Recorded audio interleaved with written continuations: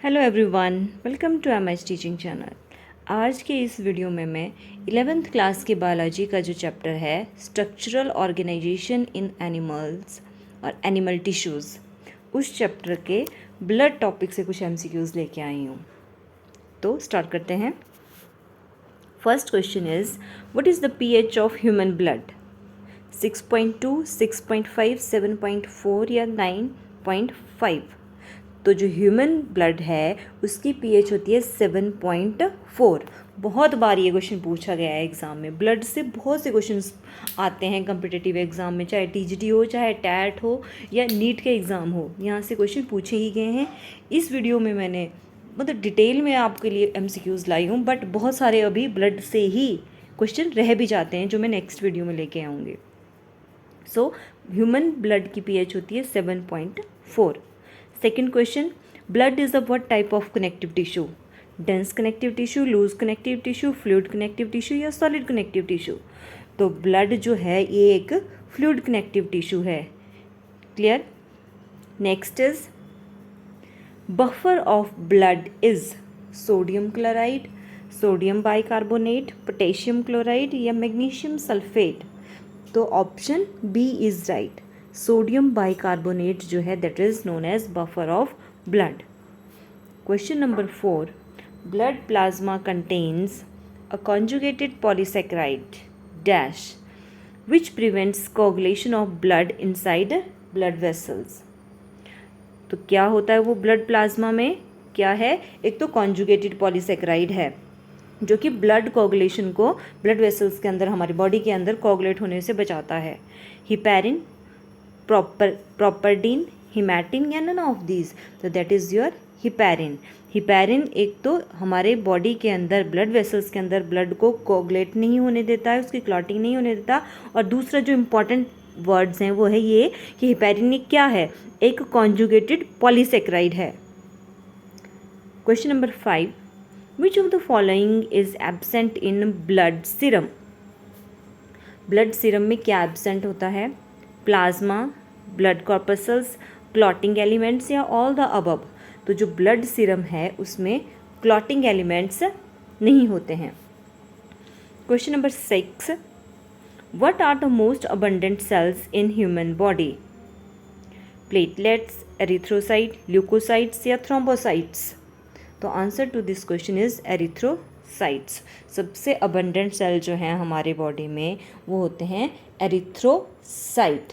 These are 4.5 to 5 millions per cubic millimetre of the blood, इतना इनका number रहता है। Next question is the blood corpuscles, और जिनको फॉर्म्ड एलिमेंट्स भी बोलते हैं ब्लड कॉर्पसल्स को, are of how many types? 2, 3, 4 या 5? तो ये जो होते हैं ये 3 टाइप के होते हैं blood corpuscles, erythrocytes, leucocytes and thrombocytes. Next question, question number 8, mammalian RBCs are nucleated, biconcave, circular या ऑल द अबव? तो जो मैमेलियन आरबीसीज होती हैं ये सारे ही उनके फीचर्स हैं। एक तो न्यूक्लिएटेड होती हैं, बाइकनकेव होती हैं और सर्कुलर होती हैं। ये क्वेश्चन भी बहुत बार पूछा गया है। तो right answer to question number 8 is option D. लेकिन यहाँ पे भी एक्सेप्शन है।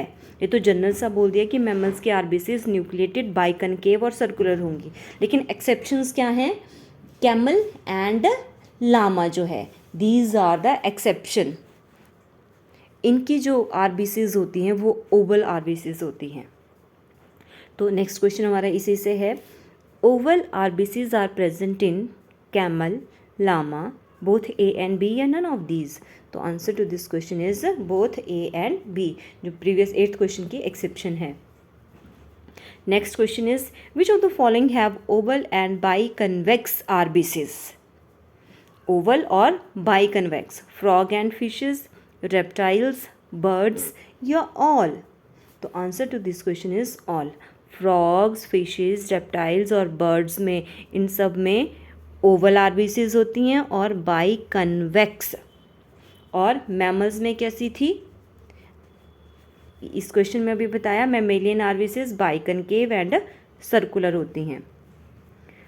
Question number 11, an abnormal rise in RBCs is known as polycythemia, erythrocytopenia, erythropoietin या erythropoiesis.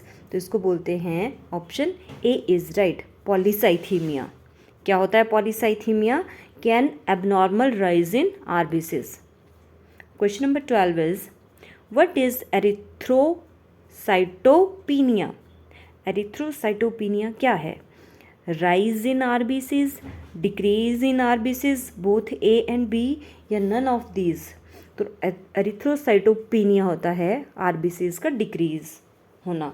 Decrease in RBCs is known as erythrocytopenia, और एबनॉर्मल राइज को बोलते हैं polycythaemia. Question number 13, shortage of oxygen in the blood and tissues stimulates the kidney cells to secrete a hormone called erythropoietin, calcitriol. Calcitriol is the active form of vitamin D, ये भी याद रखना आपने। Rennin या none of these. तो जब हमारे blood में ऑक्सीजन की कमी हो जाती है या टिश्यूज़ में ऑक्सीजन की कमी हो जाती है, तो वो कमी स्टिमुलेट्स करती है हमारी किडनी को, किडनी के सेल्स को, कि हार्मोन रिलीज़ किया जाए। तो किडनीज़ कौन सा हार्मोन रिलीज़ करती हैं उस टाइम पे? तो hormone released by kidneys is erythropoietin. Option A is right. अब ये एरिथ्रोपोइटिन क्या करता है?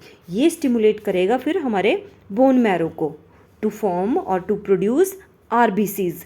तो ये इस तरह से एक क्वेश्चन इसी से एक बार टीजीटी एचपीटीजीटी मेडिकल कमीशन में भी पूछा गया हुआ है। ठीक है, एग्जैक्ट इस फॉर्म में तो नहीं था, पर यही क्वेश्चन था। शॉर्टेज ऑफ ब्लड और shortage of oxygen in the blood and tissue stimulates the kidney to release the hormone erythropoietin, और वो एरिथ्रोपोइटिन फिर हमारे बोन मैरो को स्टिमुलेट करता है to produce red blood cells. और एक और बताया मैंने कि active form of vitamin D किसको बोलते हैं? Calcitriol. Question number 14, mature RBCs are without nucleus, mitochondria, endoplasmic reticulum, या ऑल ऑफ दीज। तो D option is the right answer.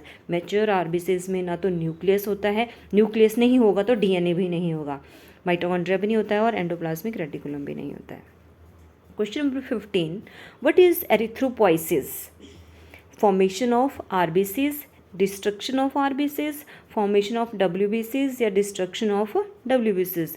तो erythropoiesis is formation of RBCs, red blood sales के बनने को बोलते हैं एरिथ्रोपोइसिस।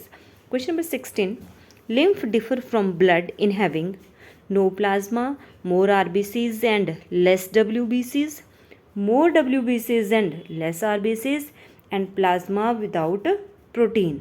तो सही आंसर जो है इसका वो है सी। जो लिम्फ होता है उसमें वाइट ब्लड सेल्स ज़्यादा होते हैं एंड लेस आरबीसीज आर उसमें कम होते हैं। Question number 17, which of the following stimulate the maturation of RBCs?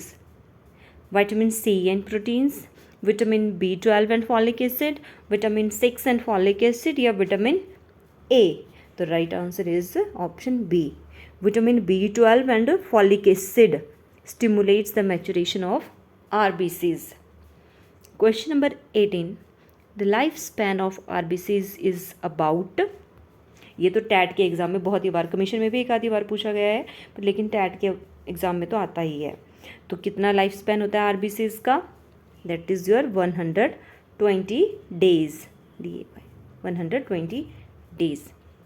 Question number 19, excess RBCs are stored in mitochondria, Golgi body, spleen, या लीवर।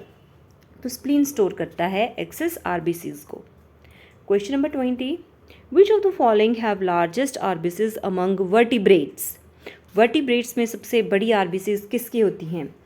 Fishes, mammals, amphibians, या birds?